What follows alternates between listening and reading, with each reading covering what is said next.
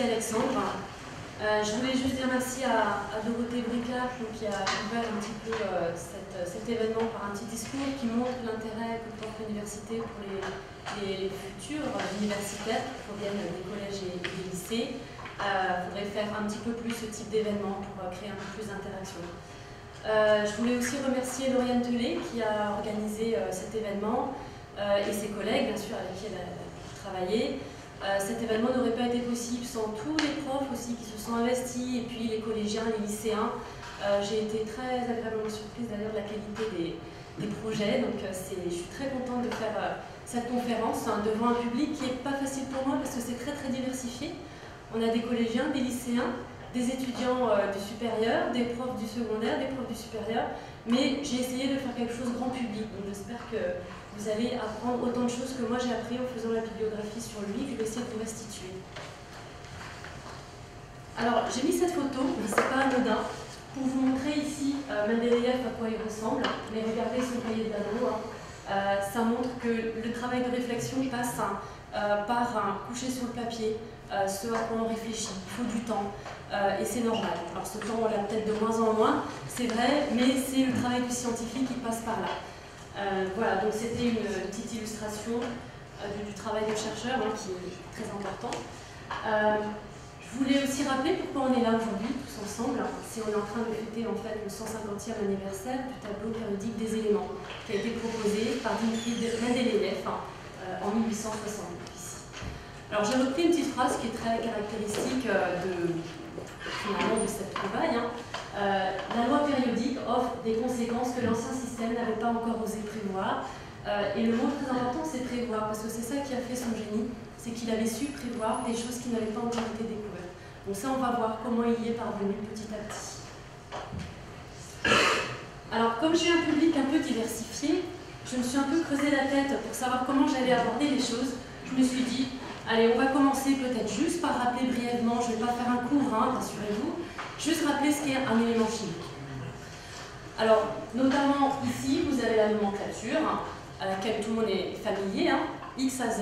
X, c'est le symbole de l'élément chimique, le C pour le carbone, le O pour l'oxygène, etc. Puis vous avez deux chiffres, le A ici, qui symbolise le nombre de nucléons. Alors, le nombre de nucléons, est-ce que quelqu'un peut me dire ce que c'est? Oui? C'est ce qu'il y a dans le noyau de l'atome? Tout à fait, comme l'indique son nom. C'est ce qu'il y a dans le noyau de l'atome. Alors, pour être précis, qu'est-ce qu'il y a dans le noyau de l'atome? Oui? Des neutrons et... Très bien, des neutrons et des protons. Et c'est ce qui constitue la masse essentielle du noyau. D'accord? Et puis en dessous, vous avez un chiffre, ici Z, qui caractérise l'élément chimique.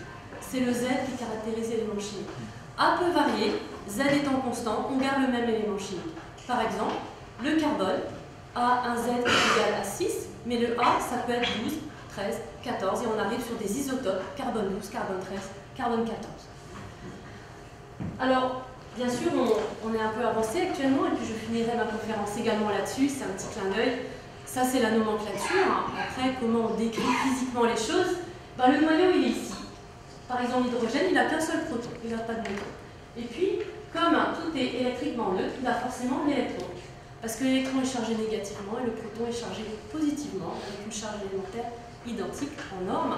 Donc on a ici l'atome d'hydrogène. Ici, vous avez l'atome de carbone qui est constitué de 6 protons, 6 neutrons au niveau du noyau et qui a 6 électrons. Et là, vous allez voir comme c'est important, parce que je vais revenir là-dessus à la fin, qui sont répartis ici en couches. 2 électrons sur la première couche, K, et puis 4 électrons sur la couche suivante, L, et ainsi de suite. Parce que ça continue, plus l'atome est gros, plus les électrons sont répartis sur des couches éloignées. Évidemment, comme Mendeleïev a trouvé l'organisation périodique des éléments, c'était pas connu ça. C'est là où il a été très visionnaire. Alors maintenant qu'on sait ce que c'est un élément chimique, un atome, comment ça s'organise, voilà l'atome, par exemple un atome d'hydrogène, eh bien cet atome peut se combiner avec d'autres atomes et former une molécule. Par exemple ici, vous avez une molécule, ici vous avez une molécule, et je vous ai donné quelques exemples. La molécule d'eau formé de 2 atomes d'hydrogène et d'un atome d'oxygène. La molécule d'ammoniac avec un atome d'azote, 3 atomes d'hydrogène, etc., etc. Et lorsque ces molécules se mettent ensemble, eh bien, on peut former un composé, voire un mélange de composés. Voilà. Je vais m'arrêter là pour le petit cours. C'était juste pour qu'on sache de quoi on parle, parce que là, je vais beaucoup parler du tableau des éléments chimiques, où c'est important de savoir de quoi on parle. Alors, je suis désolée, mais je vais commencer l'histoire à l'envers. Là, c'est pareil, je me suis beaucoup posé la question. Je pense que c'est important de montrer quel est le résultat aujourd'hui du tableau périodique des éléments, et puis après, on verra sa construction. Je vous rappelle que le tableau périodique des éléments aujourd'hui, il est composé de 7 lignes et de 18 colonnes. Ils sont regroupés en familles. Donc ici, vous avez la colonne des alcalins et ici la colonne des alcalinotéreux. Ces 2 colonnes, tous les éléments de ces 2 colonnes, ont une propriété qui est très proche, qui est de réagir violemment avec l'eau. Et ça, Mendeleïev l'avait vu et il l'avait noté. C'est ce qui lui a permis de regrouper ces éléments entre eux d'ailleurs. Après, il y a d'autres catégories. Vous voyez ici les métaux de transition. Ici, vous avez les gaz rares qui n'étaient pas connus quand Mendeleïev a proposé son tableau. Mais c'est pas grave, on l'a rajouté derrière. Bon, par contre, les halogènes, il les connaissait très bien et ça a été une très bonne base de départ pour son travail. Parce que les halogènes se combinent très bien avec les alcalins et les alcalinotéreux. Voilà, alors je voulais quand même vous dire ici, alors c'est pas 2 lignes supplémentaires, c'est pas la ligne 8 et 9, mais la ligne des lanthanides et des actinides se situe ici, insérée entre ces 2 éléments chimiques, ici et ici. Si on les avait mis tels quels, ça aurait fait un tableau extrêmement long. Donc c'est juste d'un point de vue pratique. En général, on les met en dessous, mais ils sont réellement insérés assez comme ça. Alors commençons la petite histoire de Mendeleïev. J'ai prévu 2 petites sections. La première section, c'est plutôt son parcours de vie global. Il y aura un petit peu de science, mais c'est plutôt un parcours de vie global. Et puis après, dans la deuxième section, je vais vous montrer sa réflexion scientifique et ce qui l'a mené vraiment à la construction de ce tableau périodique. Alors bien sûr, il faut démarrer par son parcours de vie, brièvement. Il est né le 8 février 1834 en Russie. Il est issu d'une fratrie de 17 enfants, c'est le petit dernier. Voilà, ça ne l'a pas empêché de réussir. Et il provient d'une famille sibérienne d'artisans, plutôt modeste. Son père, il enseignait la littérature, il était directeur d'une école secondaire, donc il a quand même eu accès à la culture. Ça aide un peu. Alors, parcours de vie pas toujours facile parce que son père est devenu aveugle alors qu'il n'avait que 13 ans. Sa mère a alors reçu une petite pension avec laquelle elle a voulu repartir sur des activités artisan. Elle a rouvert une usine de verre, mais l'usine brûle alors que Mendeleïev a 15 ans. Du coup, il déménage et c'est ça peut-être qui va un petit peu changer sa vie, parce qu'il va à Moscou. Et ce déménagement à Moscou lui offre la possibilité d'accéder à des études, notamment scientifiques. Donc pour la première fois, il va aller à la faculté de sciences naturelles et de mathématiques, où il va s'inscrire à des cours tels que la chimie, la biologie, la physique et la pédagogie. Il est déjà brillant, parce qu'il a déjà eu ici, vous voyez, une médaille d'excellence. Donc il est détecté relativement tôt. Il continue un parcours brillant sur le plan des études, puisqu'il soutient quelques années plus tard un mémoire de maîtrise, en 1855. Et puis comme il a fait de la pédagogie, il commence par enseigner en lycée. Il est arrivé à l'université plus tard. Alors je reviendrai là-dessus en détail, mais ça fait partie d'un parcours de vie très important, donc je veux le signaler quand même. À l'époque, il a appris beaucoup de ses prédécesseurs en physique et en chimie, et donc il a déjà une bonne base de connaissances en chimie et en physique. Et grâce à une bourse qu'il va obtenir ici en 1859, il va se mettre à faire une sorte de périple scientifique où il va aller d'université en université, de congrès en congrès. Au cours des congrès, il rencontre plein de chimistes et de physiciens très brillants, qui sont très connus d'ailleurs actuellement, et il décide de s'arrêter dans certaines universités pour creuser un petit peu ses connaissances. Alors, je vous ai mis ici brièvement, vous avez ici Marcelin Berthelot, qu'il a rencontré, Wurtz, Jean-Baptiste Dumas et Justus van Liebig, le père des engrais artificiels en quelque sorte, il l'a rencontré aussi. Ces gens ont une très grande influence sur lui. Hein. Et il n'y a pas que, il y a également ici à l'université d'Heidelberg où il a décidé de s'installer un petit peu et travailler avec les scientifiques. Il a rencontré, ceux que vous connaissez bien, Bunsen, le père du bec Bunsen, c'est lui. Erlenmeyer, vous le connaissez bien, parce que ça a laissé son nom à de la verrerie. Également Kirchhoff, qui est un physicien. Et la combinaison Bunsen-Kirchhoff va vraiment contribuer à sa réussite dans l'élaboration du tableau périodique de Mendeleïev.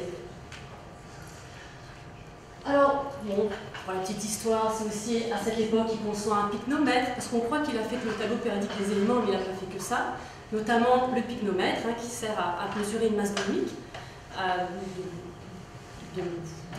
va dire différentes de solides, mais aussi de masses moins denses. Il travaille aussi sur la densité des gaz. Et la spectroscopie, je vais revenir dessus parce que c'est un point très important.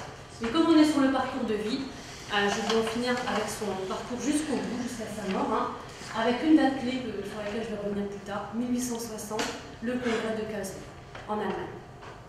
Très important, il rencontre entre autres Cannizzaro, qui a laissé évidemment son nom à des réactions chimiques en orga, hein, chimie organique, qui a travaillé beaucoup sur la précision du calcul des masses atomiques. Et ça, c'est primordial, puisque c'est la base du travail de Mendeleïev.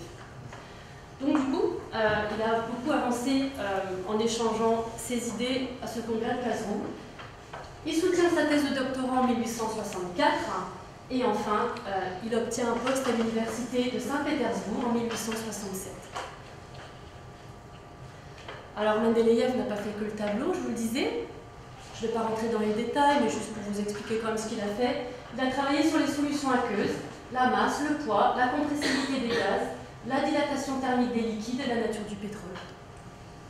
Pourtant, il n'est pas connu là-dessus, mais il a fait des choses très intéressantes aussi dans ces domaines. Alors, en 1961, il s'est marié, il a eu 2 enfants, il a divorcé, il s'est marié une 2e fois. Je ne sais pas s'il a eu des enfants avec cette 2e femme. J'ai fait beaucoup de recherches bibliographiques, je n'ai pas réussi à trouver. Et enfin, il meurt en 1907, il a 73 ans, il est mort d'une mauvaise grippe. Et ce qui est, je trouve, chouette pour la petite histoire, c'est que les étudiants ont porté à bout de bras des tableaux périodiques géants voilà, pour l'accompagner dans l'au-delà. Et enfin, pour un petit peu montrer ses autres actions dans son parcours de vie brièvement, hein, il craignait un peu que la Russie soit en retard dans l'enseignement de la chimie. C'est vrai qu'en Europe, notamment en Angleterre, en France, en Allemagne, il y avait beaucoup de scientifiques qui faisaient des découvertes de façon très rapide. Donc lui, il a beaucoup contribué à travailler pour son pays, la Russie. Alors il a fait 2 ouvrages. Le premier, c'est celui-là. C'est un ouvrage de chimie organique. Il l'a édité en 1861. Alors pour lui, ça a été assez facile.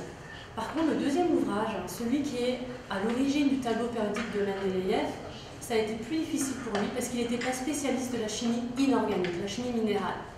Mais le fait de l'écrire, ce livre, ça lui a permis de réfléchir et de poser les bases du tableau périodique de Mendeleïev. Voilà, d'où cette importance de coucher sur le papier ses idées, ce travail de réflexion sur le papier, c'est primordial. Donc ici, vous avez le nom russe, Osnovy Chimie, ce qui veut dire les fondements de la chimie. Et on voit dans ce livre, j'ai juste extrait une page, on commence à voir, je reviendrai là-dessus, des éléments comme l'hydrogène, le lithium avec la masse atomique à côté. Et on voit qu'il commence déjà à les aligner d'une certaine façon. Donc on va voir quel a été son travail de réflexion par rapport à ça. Alors sachez que les 2 livres sont devenus des manuels de référence, c'est des très bons livres. Depuis, il y en a, bien sûr, c'est obsolète, bien sûr, mais ça a été traduit en plusieurs langues, donc ça a été un ouvrage de référence dans le monde entier. Et enfin, puisque là je mets ma casquette Société chimique de France, il a voulu créer la Société chimique russe, et il l'a fait en 1869, parce que dans d'autres pays c'était déjà le cas. Par exemple, en 1841, la Société chimique anglaise avait été créée, la Société chimique de France, donc de Paris, 1857, et les Allemands, la Société chimique allemande en 1860. Donc lui, il a créé la sienne également. C'est une autre chose qu'il a fait pour la chimie. Alors voilà pour son parcours de vie bref. Maintenant, je vais passer plutôt à son travail de réflexion sur l'élaboration du tableau périodique des éléments.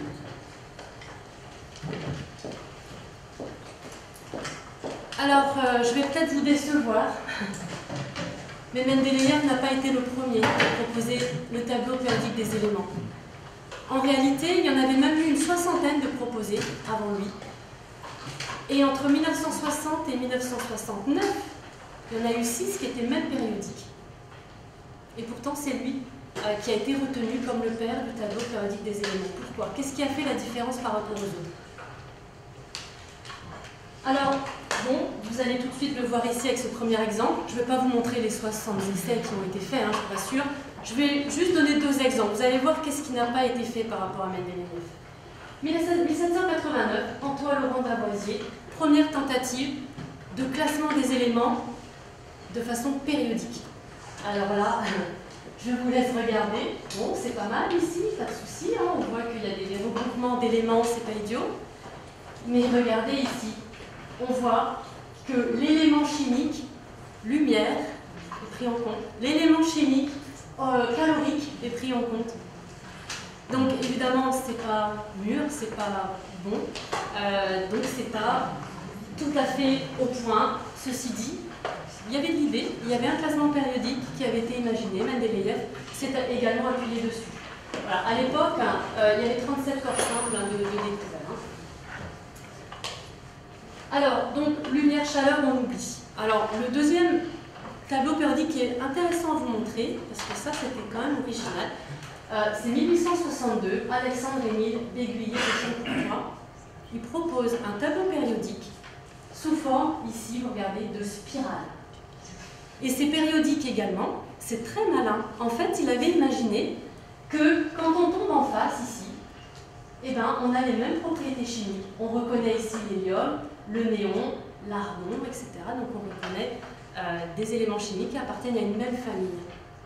Donc c'était quand même assez malin d'avoir pensé à ça, le coup de la vis. Alors ensuite, évidemment Cannizzaro a beaucoup participé au succès du tableau périodique parce que lui il a travaillé sur le poids atomique, très précis.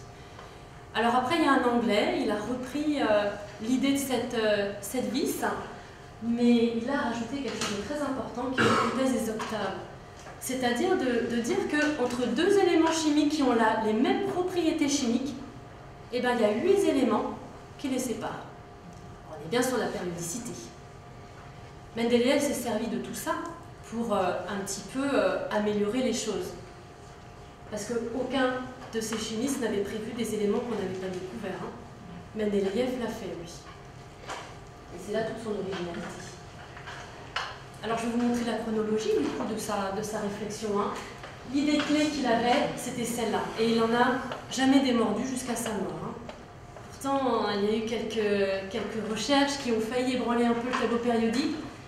Il a toujours pensé que les éléments qui étaient disposés selon leur masse atomique présentaient une périodicité dans leurs propriétés chimiques. Voilà, tous les alcalins ont les mêmes propriétés chimiques. Ils réagissent tous violemment avec le pâte. Alors, bon, vous ne voyez pas très bien ici, donc j'ai fait un petit grossissement pour faire partager un petit peu ce livre. Vous voyez ici l'hydrogène, le lithium, le beryllium, etc. Vous voyez ici les propriétés chimiques de ces éléments. Et vous voyez ici leur combinaison avec l'hydrogène et ces combinaisons avec l'oxygène. Et là, on voit la périodicité déjà qui se dessine, puisque on voit que le carbone se combine avec 4 hydrogènes, CH4. On voit que l'azote se combine avec 3 hydrogènes, NH3, l'ammoniac. On voit que l'oxygène se combine avec 2 hydrogènes, H2O, l'eau, etc. HF, ici, un seul hydrogène. Et rebelote quand on continue vers les masses atomiques croissantes, encore une combinaison 4, 3, 2, 1, etc. Ça lui a mis la puce à l'oreille. Surtout que quand on fait la même chose avec l'oxygène, rebelote, périodicité. Ici, on a 1, 2, 3, 4, 5, 1, 2, 3, 4, 5, combinaison entre l'élément chimique et l'oxygène. Alors, évidemment, il s'est dit, mais moi je veux savoir sur combien d'éléments ça fonctionne. Donc il a travaillé avec benzène et Kirchhoff pour essayer de découvrir des nouveaux éléments. Le test de flamme, tout le monde le connaît. Hein. Test de flamme, vous mettez du sodium sur une flamme, ça va émettre une flamme d'une certaine couleur. C'est ce qu'on appelle de l'émission de lumière, c'est de l'émission. On émet à une certaine longueur d'onde, puisque chaque couleur a sa propre longueur d'onde. Donc là, vous voyez par exemple, ici, un spectre juste dans le visible, de la lumière blanche, il y a toutes les couleurs, et donc il y a toutes les longueurs d'onde, entre grosso modo 400 et 800 nanomètres. Ici, vous avez un spectre d'absorption du sodium, vous voyez que ça absorbe qu'à une seule longueur d'onde, ça émet aussi qu'à une seule longueur d'onde, regardez ici le sodium. Et c'est pareil pour tous les éléments. Alors il a travaillé avec benzène, qui travaillait sur les tests de flamme, et Kirchhoff a eu l'idée de mettre un prisme, lui il est physicien, il a mis un prisme, donc on a vu le spectre se décomposer en plusieurs longueurs d'onde, et là, ils se sont dit, tous les trois, mais jusqu'où on peut aller, combien d'éléments existent. Ils avaient l'impression que c'était infini le nombre d'éléments qui pouvaient exister dans ce monde. Donc ça a donné des ailes quand même à Mendeleïev qui s'est dit, si ça se trouve c'est illimité, et ça ne lui a pas fait peur du coup de prévoir des cases vides sur des éléments peut-être pas découverts à l'époque. Voilà, donc ici vous avez une illustration toute simple du dispositif de benzène et Kirchhoff, peut-être on le voit mieux ici. Ici une flamme, ici le prisme, et ici pour observer derrière ce qui se passe après décomposition. Alors, je reviens donc à la date de 1860. Vous vous rappelez le congrès de Karlsruhe en Allemagne.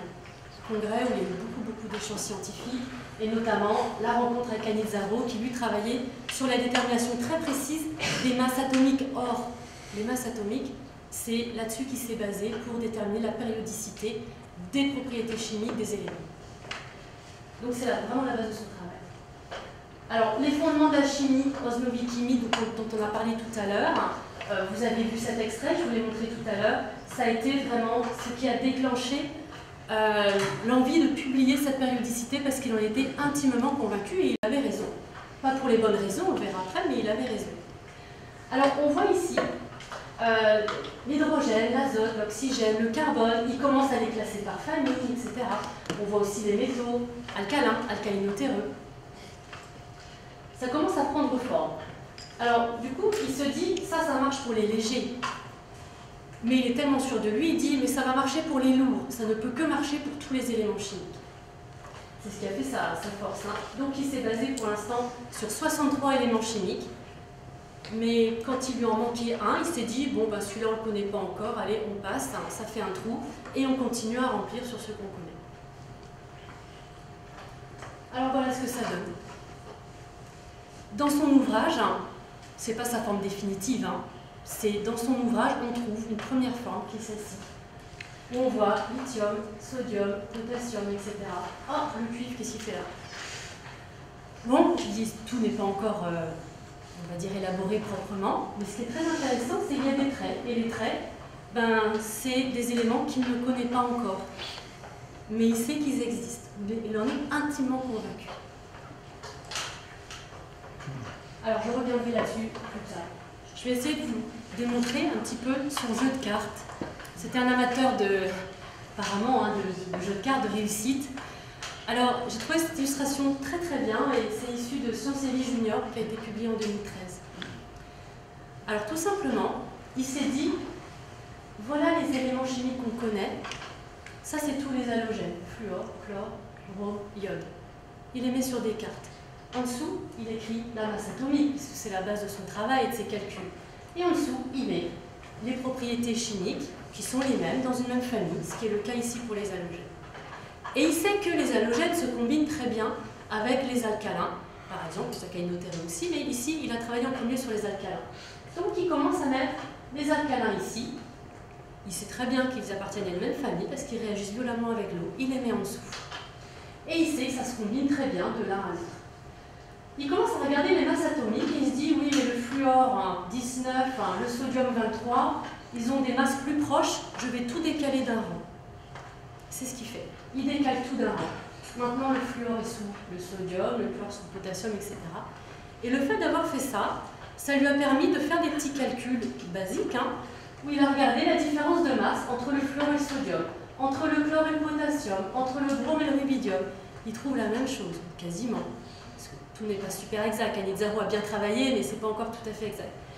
Eh bien, entre le fluor et le chlore et le brome et l'iode, etc., c'est pareil. Il trouve une périodicité. Alors, c'est là que vient l'idée de les regrouper, comme je vous ai montré tout à l'heure dans le livre, on voit ce regroupement. À gauche, je vous ai mis le tableau périodique des éléments d'aujourd'hui, pour faire le lien entre les deux. Alors, j'ai essayé de vous montrer ici, regardez cette séquence, titane, vanadium, chrome, manganèse, fer, etc. Où est-ce qu'on la retrouve aujourd'hui dans le tableau périodique des éléments? Ici. Titane, vanadium, chrome, manganèse, fer, etc. Une autre série, bien par exemple celle-là, bore, carbone, azote, oxygène, fluor. Où est-ce qu'on la retrouve dans le tableau périodique actuel? Ici. Et enfin, troisième exemple. Ah bah non, j'ai pris que 2 exemples. Du coup, il a proposé cette classification que je vous ai montrée tout à l'heure. Vous voyez? Donc ici, on retrouve lithium, sodium, potassium, etc. Bon, tout n'est pas encore parfait, mais ça, c'est presque parfait. J'en profite, puisqu'il y a le tableau périodique des éléments qui est là, pour vous indiquer. C'était pas connu à l'époque, hein, c'est arrivé après 1955 de mémoire. L'élément 101, le mendélévium, ça a été, le nom a été donné en hommage à Mendeleïev, il était mort depuis longtemps. Hein. Mais bon, voilà, c'est bien de ça. C'est un élément qu'on n'utilise pas couramment en labo. Alors, là où ses prédécesseurs avaient vu plutôt des combinaisons d'éléments, lui, il a eu une vision finalement un peu plus simple, parce que lui, il a travaillé surtout sur les différences de masse atomique. Et c'est là où c'est incroyable, parce que parfois on revient sur des choses plus simples, et c'est ça qui nous permet de voir mieux les choses. Et ça a été là son génie. Il a vu des différences, et des différences qui se répétaient périodiquement. Donc pour lui, si c'est périodique, il n'y a pas de hasard. Ça doit s'organiser d'une façon périodique, il n'y a pas de raison. Et il commence donc à élaborer une périodicité liée aux masses atomiques, mais également aux propriétés chimiques. Et c'est là où se situe son génie, hein. Ce sont les cases vides. Cases vides, des éléments qui ne sont pas connus. Il sait qu'on va les retrouver un jour et il laisse des cases vides. Aucun de ses prédécesseurs n'avait pensé à ça. Même un dont je vous parlais tout à l'heure qui a été tellement proche d'avoir la paternité du tableau périodique, mais il n'avait pas pensé à ça. Donc ça, c'est quand même, c'est là où, c'est ce qui fait son génie. Alors, donc l'idée de base, je vous le rappelle, c'est les propriétés chimiques sont des fonctions périodiques de leur poids atomique. Poids atomique, propriétés chimiques, périodicité. Alors voilà, ici, on voit apparaître des points d'interrogation, ici, 68, 70. Il ne sait pas qu'est-ce que c'est comme élément chimique, mais il postule que ça existe. Ici, encore un autre, un élément chimique, il sait que la masse atomique va être de 45, mais il ne sait pas ce que c'est, parce que ce n'est pas encore découvert. Et il leur donne même un nom. Alors, il leur donne un nom parce qu'il sait que ça appartient à la colonne du bord de l'aluminium et du silicium, à la même famille, et il les appelle EK-bore, EK-aluminium, EK-silicium. Alors, je vais découvrir avec vous ce que c'est. Hein. Ici, vous avez, je les ai mis ici, 68, 70, vous avez le gallium et le germanium, qui est ce qu'il avait appelé EK-aluminium, EK-silicium. C'est le gallium qui a été découvert en premier. Alors là, je ne vous dis pas, quand le gallium a été découvert, consécration, il l'avait prédit. Voilà, ça a beaucoup aidé à lui donner du crédit, parce que ça n'a pas été facile pour lui d'imposer son tableau au départ. Et puis ici, vous avez le scandium, qui a été découvert plus tard. Il était encore en vie. Ça a été évidemment le summum. Il n'était plus remis en cause à ce moment-là. Alors le dernier élément que j'ai mis là, ça a été découvert, je crois, vers 1914, donc il était déjà plus là. Mais juste pour la petite histoire, c'est la Alors, c'est ce que je vous disais, la consécration, c'est vraiment quand les éléments chimiques qu'il avait prévus ont été découverts, notamment le gallium. Là, il a été pris au sérieux. Et voilà l'achèvement, la version finale, celle qu'il a publiée dans son livre. Voilà la forme qu'elle avait. Alors, on y voit encore les combinaisons avec l'oxygène, ici. Hein. Et puis ici, on voit les familles, hein, avec les lignes. Et vous reconnaissez l'enchaînement lithium, beryllium, bore, carbone, azote, oxygène. C'est bon, c'est tout bon. Il manque pas une famille, là, par hasard? Après le fluor, là, il manque pas quelque chose? Quelle famille il manque, hein? Comment? Les gaz rares, oui, les gaz rares. C'était pas découvert à l'époque, donc il n'avait pas pu prévoir, il n'en connaissait aucun, même pas un. Mais c'est pas grave, on a rajouté une colonne derrière, c'est Ramsay qui l'a fait. Mais voilà l'achèvement, sa forme finale. Alors, vous pensez, ah ça y est, elle a fini? Non, non, j'ai pas fini. Je voulais juste ici ajouter encore pas mal de choses. Ici, je vous ai rajouté par exemple les 4 éléments dont on parlait tout à l'heure. On retrouve les cases vides avec le gallium, le germanium, le scandium et l'hafnium par exemple. Et il y en a tous les autres, hein, bien sûr. Et puis, j'ai encore plein de choses à vous dire. C'est que, est-ce qu'il est encore valable ce tableau périodique des éléments? Oui, il est encore valable, sauf pour les éléments super lourds. Voilà, donc il a ses limites, mais il reste encore fortement valable pour tous les autres. Hein. Donc ici, je voulais vous dire qu'il a fait ce tableau de façon tout à fait empirique, aucune théorie à l'appui. C'est pour ça qu'il a eu du mal à l'imposer ce tableau au départ. Il a réussi, hein, grâce au gallium, hein, entre autres. Hein. Maintenant, c'est pas remis en question, hein, mais on sait que ça marche pas très bien sur des éléments super lourds. Voilà, on va en parler un petit peu tout à l'heure. Les menaces hein, du tableau périodique, donc en premier lieu, on en parlait tout à l'heure, les gaz rares. C'est pas grave, ça n'a pas gêné Ramsay. Il a dit c'est pas grave, on met une autre colonne et c'est bon. Et il s'en est même servi, il a dit bon, j'ai découvert l'argon et l'hélium, mais le tableau périodique il en prévoit 3 autres derrière, donc ils doivent exister. Et il les a cherchés, et il les a trouvés. Donc il s'est appuyé sur le tableau périodique pour les découvrir. Donc c'est comme ça qu'il a découvert le néon, le krypton et le xénon. Donc il était très convaincu de la validité de ce tableau périodique. Alors, plus tard, bon c'est plus tard, le radon hein, radioactif, hein, ça a été découvert également, voilà, mais il n'y avait plus aucun doute déjà à l'époque. Il y a eu un deuxième petit problème, mais ça a été résolu. Deuxième problème, c'est les terres rares. Les terres rares, on ne les connaissait pas du tout. Il y avait quand même toute une famille à définir. Bon, c'est pas grave, on a découvert une trentaine d'éléments, une dizaine d'éléments sur 30 ans, toute la ligne. Et on les a appelés terres rares, les lanthanides ici, elle est là. Les actinides, c'est venu après, hein, parce que là, c'est tout ce qui est radioactif, donc c'est venu un petit peu plus tard, c'était pas mûr encore à l'époque. Bon, donc c'est Georges Urbain qui a travaillé là-dessus, il n'a pas remis en question le tableau périodique, il a rajouté une ligne tout simplement. Enfin,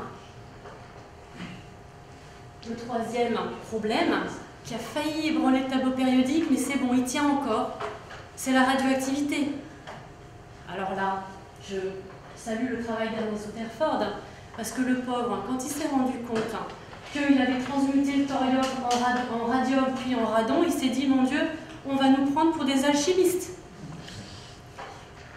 Et puis il a fini par publier, parce qu'il s'est dit, non, on a vérifié et revérifié, on a bien transmuté des éléments chimiques en un autre élément chimique.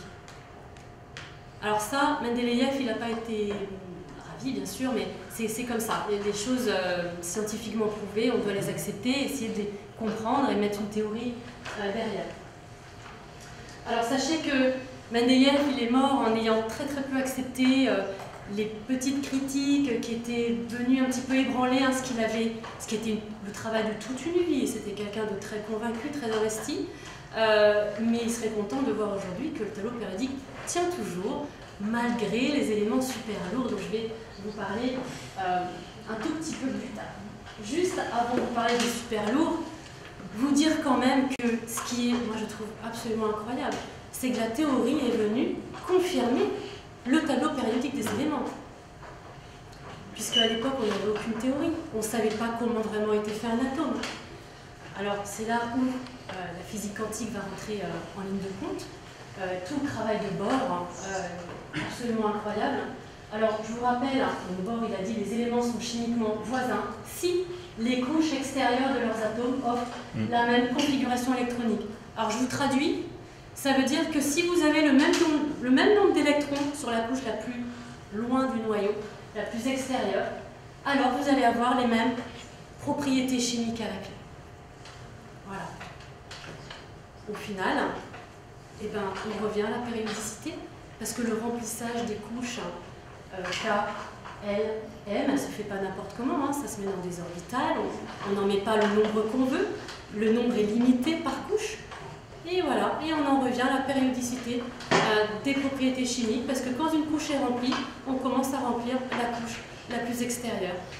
Et quand on a le même nombre d'électrons sur ces couches extérieures, on revient à une même famille. Voilà, donc ça c'est la théorie de Niels Bohr, qui est toujours actuellement appliquée. Bon, bien sûr, maintenant il y a les calculs mathématiques, on va dire statistiques même, hein, quelle probabilité on a de trouver l'électron à telle distance du noyau. On peut le faire maintenant, on a les mathématiques qui viennent modéliser ces orbitales. On va plus loin. Alors le pauvre, j'ai voulu quand même lui rendre hommage, il a dû être très déçu.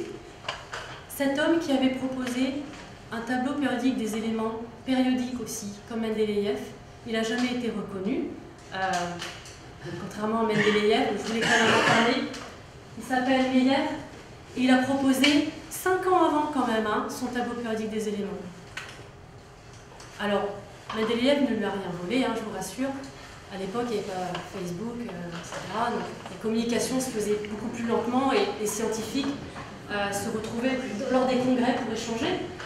Donc, ils ont travaillé dans leur coin finalement tous les deux. Et puis surtout, mais ce qu'il n'a pas fait à Meyer, c'est penser qu'on pouvait prévoir des cases vides en prévision des éléments qu'on allait bientôt découvrir. Voilà. Et Mendeleïev n'a rien volé, mais il avait fait quand même du boulot. Je voulais quand même le dire. Alors Mendeleïev, il a été reconnu par ses pairs, très bien, mais il n'a jamais eu le prix Nobel, c'est un scandale, non? Il n'a jamais eu le prix Nobel. Bon, il a failli une année, mais c'est Henri Moissan qui l'a eu en 1906. Alors il a travaillé sur le fluor, c'est très intéressant aussi ce qu'il a fait, mais c'est vrai que quand on pense au tableau périodique des éléments qui est encore vivant aujourd'hui, on se dit qu'il aurait mérité peut-être aussi le prix Nobel, peut-être cette année-là 2 prix Nobel exceptionnellement. Voilà. Bon, allez, on s'est rattrapé après, on lui a donné le Mendeleïevium pour l'élément 101, et puis il a d'autres hommages, je terminerai tout à l'heure sur l'ensemble des hommages qu'il a eu. Alors avant de finir sur les hommages, je voulais quand même vous dire, est-ce qu'aujourd'hui il est exactement sous cette forme de tableau périodique? Oui, on a rajouté les derniers éléments en 2012 et 2016, on va en parler. Et puis après, il y a le tableau périodique des éléments des isotopes. Ça se complique là, il y a X isotopes par élément, etc. Donc je vais juste vous montrer un petit peu l'état actuel. On l'a amélioré, mais on garde la même base. C'est exactement le même tableau, on l'a juste sophistiqué un peu plus. Alors, donc voilà aujourd'hui, vous avez les éléments qui ont été rajoutés en 2012. Vous avez le ferrovium ici, élément atomique 114. Alors, c'est le russe Flerov qui l'avait trouvé grâce à la fission spontanée de l'uranium. Donc, du coup, on lui a donné ce nom-là, Flerovium, qu'on n'utilise pas beaucoup en laboratoire, soyons honnêtes. Et puis, vous avez le livermorium, qui est ici, voilà, l'élément 116. Ces deux-là ont été identifiés en 2012, donc relativement récemment. Et puis, vous avez dû entendre parler, parce que c'est encore plus récent, 2016. On en rajoute 4, pas des moindres quand même, ce sont les 4 derniers, c'est terminé, il n'y en a plus, normalement. Alors les 4, c'est le nionium, le moscovium, le ténécine et l'organesson. Ils sont situés ici, de part et d'autre, de ces deux éléments-là, rajoutés en 2012. Ça n'a pas été facile de les découvrir, ils ont été fabriqués par fusion. On a bombardé des éléments chimiques avec du calcium et on a fusionné leur noyau pour donner ces éléments-là. C'est de la transmutation nucléaire. Par contre, ils ont un temps de vie très limité, très très court. Ce sont des super lourds. Voilà, donc ici, je vous ai un petit peu donné des indications. Fusion nucléaire, temps de vie très très court. Donc évidemment, ils ont des propriétés chimiques un peu différentes, on s'en doute, de ce qu'on connaît. Voilà, ce sont des éléments super lourds. Ça correspond plus très bien à ce qu'avait prévu Mendeleïev. On est sur des propriétés chimiques pas prévisibles du coup. Alors, je vais vous expliquer pourquoi, mais pas dans le détail. Et je crois que la densité électronique ici va vous donner vraiment des éléments de réponse. Vous avez ici le xénon, normal. Vous avez ici le ruthénium, normal, pas super lourd. Et puis vous avez un des super lourds, l'organisson, découvert en 2016. Et vous voyez que la densité électronique sont les mêmes sur ces deux éléments-là, qui ne sont pas des super lourds, et elle n'est pas prévisible sur l'organisson. Vous voyez que la densité électronique n'est pas du tout la même. En fait, il y a tellement de protons dans le noyau que les répulsions électriques des électrons fait que les électrons vont presque à la vitesse de la lumière. Ça ne peut pas avoir les mêmes propriétés que les éléments plus classiques. Donc voilà, on est à la limite là, de la prévision des propriétés chimiques de Mendeleïev. Alors donc c'est complet, ne soyez pas déçus, il y a encore plein de choses à faire en chimie. Alors maintenant, je ne sais pas s'il faut donner du crédit, mais on ne sait jamais. Depuis les années 60, il y a des scientifiques, peut-être un peu nostalgiques, qui se disent peut-être qu'il y a une 8e ligne après, etc. On verra. Pour l'instant, on peut en douter, mais bon, les gens avaient douté de Mendeleïev aussi au départ. On va voir. Je vous résume en un slide. Pour être sûr que vous ayez bien compris tout l'enchaînement de ce que je vous ai dit. 1869, il propose son tableau, basé sur une périodicité des propriétés chimiques qui est liée à la périodicité du poids atomique. Et il prévoit des cases vides, des fois qu'on retrouve des éléments chimiques qu'on ne connaît pas encore. Le gallium, 1875, c'est la consécration. Il avait raison. Voilà, plus personne n'en doute maintenant. Puis, 1925, la théorie de Bohr. Oui, ça marche. Ça marche. Et on sait pourquoi ça marche. Voilà, ça c'est bien. Alors, évidemment, maintenant on sait que c'est lié aux électrons extérieurs, etc., à la configuration électronique. Mais voilà, c'était lié quand même à la matière. 2014, c'est la fin, ça y est. On a trouvé l'élément 117, la dernière case, d'accord. Et les éléments super lourds viennent un petit peu remettre en question la prédiction des propriétés chimiques. Donc voilà, ceci dit, on utilise encore le tableau périodique des éléments et je crois qu'on n'est pas prêt encore de le remettre en cause. C'est considéré comme des cas particuliers. Maintenant, les tableaux périodiques des éléments, ils peuvent ressembler à ça aussi. Là, vous avez tous les isotopes. Les isotopes, je vous rappelle, le Z est identique, 6 pour le carbone par exemple, mais le nombre de masses va changer. Carbone 12, que vous connaissez bien, qui est l'élément stable, carbone 13, carbone 14, des isotopes qui sont carbone 14, isotope instable, qui sert à la datation par exemple. Et bien en fait, on connaît tous les isotopes de tous les éléments chimiques ou presque. Et vous avez un fromage qui vous indique les abondances isotopiques de chaque isotope. Alors là, ça se complique. Mais le niveau de connaissance est quand même beaucoup plus élevé. Et une autre façon de représenter ceci, c'est ce truc-là. Oh là là, indigeste, c'est pas possible. Alors, je vais vous indiquer juste le code couleur, vous allez voir, c'est pas compliqué. En noir, ici, vous avez tous les éléments stables. Carbone 12, par exemple, il est stable, il est en noir. Je vous ai fait un petit zoom sur le carbone, parce que vous connaissez bien. Il est là, le carbone 12. Carbone 12 et 13 sont stables. Ouais, c'est ça. Et puis, vous avez tous les autres qui sont radioactifs. Donc là, on parle de petites vallées de stabilité entourées d'une mer d'instabilité. Tous les autres, ils sont radioactifs, alpha, bêta, gamma. Si vous prenez, par exemple, ici le carbone 14, en bleu, ici, à une certaine période de vie, et bien, il va être tenté, par sa décroissance radioactive, de regagner la vallée de stabilité. C'est son but. En fait, toute la mer d'instabilité que vous voyez là, ils espèrent tous rattraper la bande noire. Ils vont essayer d'aller vers plus de stabilité.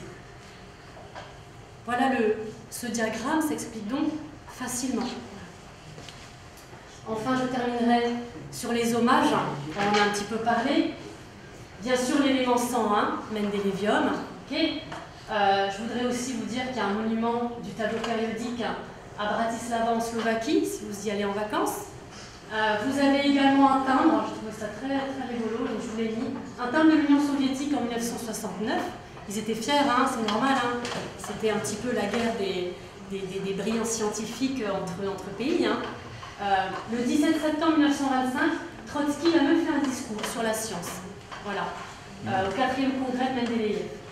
Ensuite, je ne sais pas si vous le saviez, mais il y a un cratère ici qui est situé sur la face cachée de la Lune et qui porte son nom en hommage.